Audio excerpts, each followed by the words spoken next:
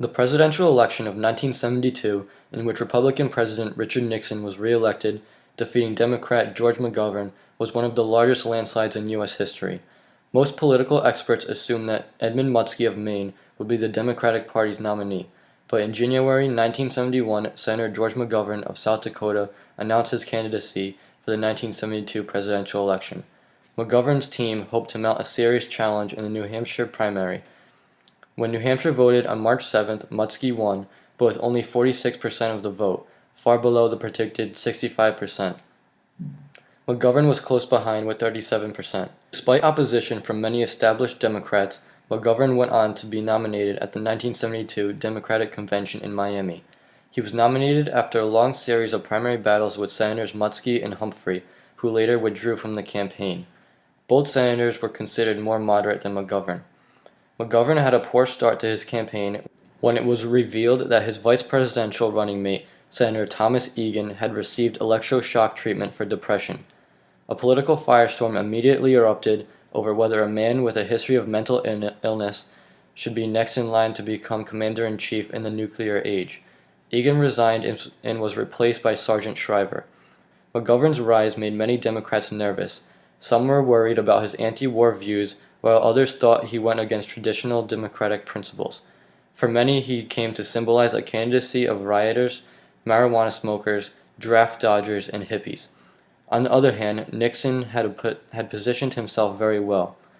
Without ever entering the state, Nixon received 67.9% of the Republican vote in New Hampshire. His Republican opponents, Representative Paul McCloskey and Representative John Ashbrook, had no chance of unsettling him. Many voters felt that he handled the Vietnam War well and was winding it down as fast as possible. He had also set foot in China and was close to creating a summit meeting with the leaders of the Soviet Union. President Nixon and Vice President Agnew were nominated by acclamation at the Republican National Convention in August. The Republicans successfully depicted McGovern as a radical leftist, and he was unable to shake that image. The campaign was almost a formality. It was evident from the beginning that McGovern was too liberal for the majority of American voters. After both the Democratic Party as well as the Republican Party had administered their primary elections, two men were left standing in the national race for the presidency. From the Democratic side, Senator George McGovern from South Dakota was the man to beat. Unsurprisingly, the Republican side was being led by the incumbent President Richard Nixon. Both men chose their respective running mates, and one turned out to be better suited for a career in politics than the other. This was perhaps what gave Nixon such an overwhelming lead from the very beginning. Thomas Eagleton seemed like a good choice at first for McGovern. He was a pro-liberal from Missouri. He didn't have much of a name for himself around the time of his nomination at the Democratic National Convention, but that wasn't so big of a problem that it couldn't be overcome, or so it seemed. A mere 13 days after being officially named McGovern's running mate, Eagleton confirmed various rumors set against him by the press. Various journalists from all walks of life made insinuations against Eagleton that questioned his ability to be an effective vice president when considering his history of mental illness. The rumors having to do with his triple hospitalization due to chronic depression and stress, as well as the ones having to do with his history of electroshock therapy, were all confirmed. McGovern made an honest attempt to stand beside his choices and insisted that Eagleton was the man for the job. Still, he couldn't seem to convince the American people that a man with overnight experience at mental hospitals was the right person to put next in line for a position where nuclear warheads are readily available for use. After conceding defeat on this front and appointing Sergeant Shriver as Eagleton's replacement, McGovern had already put himself at an overwhelming disadvantage in terms of the upcoming general election. Richard Nixon was afforded the choice of approximately 36 different Republicans that were campaigning for a spot on the ticket beside him. However, none of these campaigns really gained any traction, as he made it perfectly clear early in the election year that he would not be accepting a replacement for Agnew. Most of McGovern's campaigning was counterproductive to his cause and ultimately contributed to furthering his own demise. Through varying processes, McGovern was able to completely reform the party's delegate selection system. The way delegates had been selected in the Democratic National Convention had not seen changes since the procedures were established by Franklin D. Roosevelt. Although this brought many votes in for McGovern, it took an exponentially greater amount of votes away from him.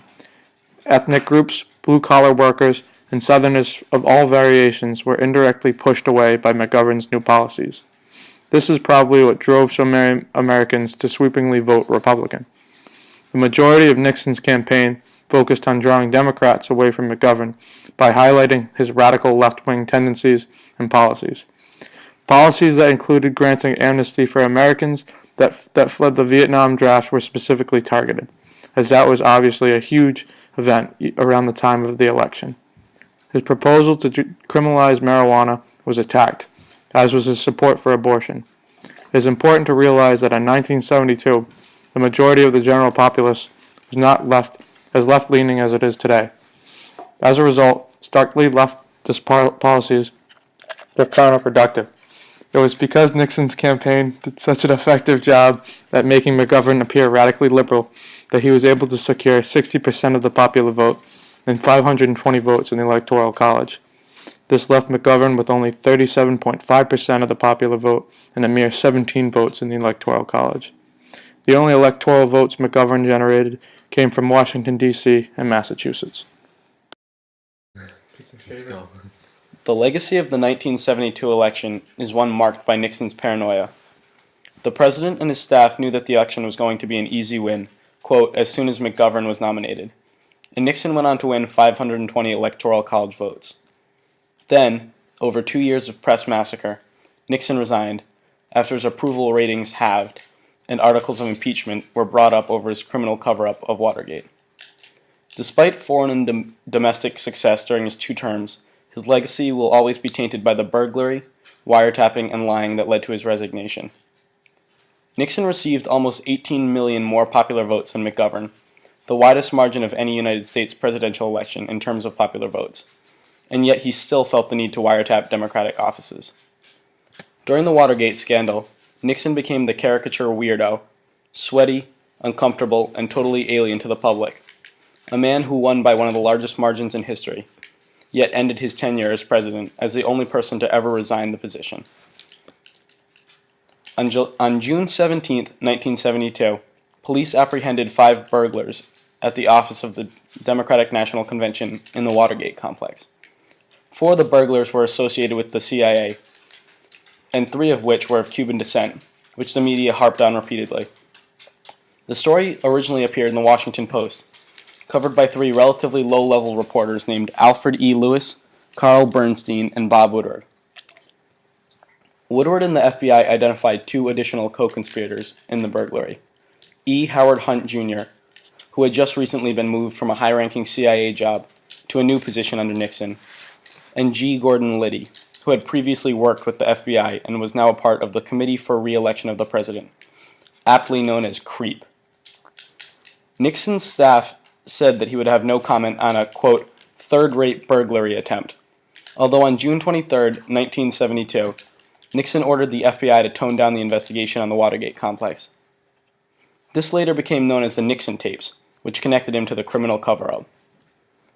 During the remaining 6 months of the election, reporters Bernstein and Woodward were given leaked information by an informant known as Deep Throat. They were given information about Nixon's involvement and knowledge of the burglary, and that the wiretapping and burglary were sponsored illegally by campaign finances. In October, a front-page story proclaimed that, quote, the Watergate bugging incident stemmed from a massive campaign of political spying and sabotage, conducted on behalf of President Nixon's re-election and directed by officials of the White House. Nixon's administration defended itself by stating that it was a liberal attack on the president. After the trial of the men involved in the burglary, presided over by Justice John J. Sirica, the Senate unanimously voted for the creation of a special investigation committee on abuses in the 1972 presidential campaign. In March, the president used the excuse executive privilege to keep aides from testifying. However, after he claimed his innocence later in April of 1973, some of his top aides stepped down, which Nixon stated via television address. Judge Sirica had single-handedly reopened the case. For 15 months, there were daily televised hearings, the Ervin hearings, which were high-drama conversations presided over by Chairman Ervin and covered almost universally by the major networks each day. Eventually, Justice Sirica told Nixon to turn over the 7 tapes of his recorded private conversations, and then later 2 more tapes, after public outcry for the truth. On July 24, 1973, the Supreme Court ruled unanimously that Nixon must turn over all the tapes. On July 27th and July 30th, the House Judiciary Committee passed 3 articles of impeachment. On August 8th, Nixon resigned. The election of 1972 will be remembered as an example of the swinging pendulum of politics, following the 1964 trouncing of Republicans by the Democrats, when some debated whether or not the two-party system was finished.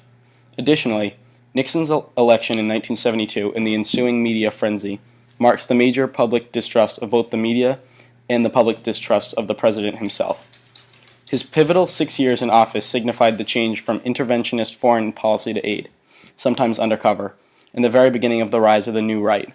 However, despite his successes, his legacy will always be that of the man who lied to the public and was forced to resign.